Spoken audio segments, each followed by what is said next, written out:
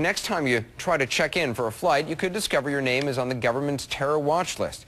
You and hundreds of thousands of other people, apparently. Among the many names, Drew Griffin. Is it Drew Griffin of CNN's Special Investigations Unit?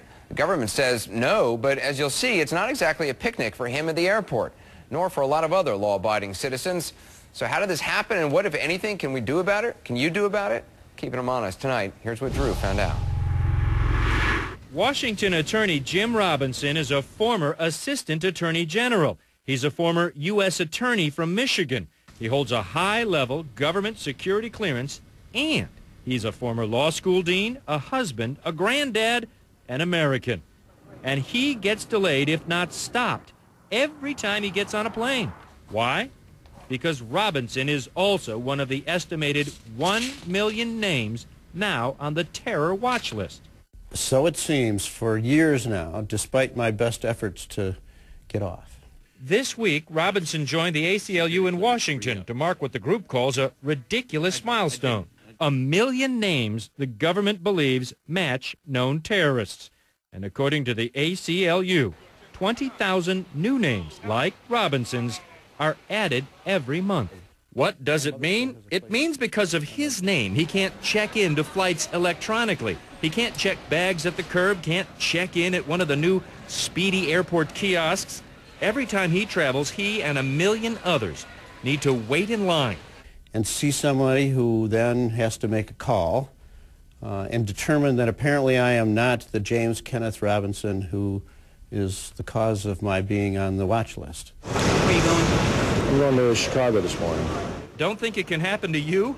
It's happening to me. You are on the watch list. A watch list? So how did I get on this list? Well, the TSA is adamant it's not even me, even though it is me getting stopped at the airports. The TSA says it's the airline's fault. The airlines say they're just following the list provided to them by the TSA. And coincidentally, this all began in May, shortly after I began a series of investigative reports critical of the TSA. 11 flights now since May 19th. Who's on the watch list? On different airlines, my name pops up, forcing me to go to the counter, show my identification. Sometimes the agent has to make a call before I get my ticket. It's a hassle. What does the TSA say? Nothing, at least nothing on camera. Over the phone, a public affairs worker told me, again, I'm not on the watch list, and don't even think that someone in the TSA or anyone else is trying to get even.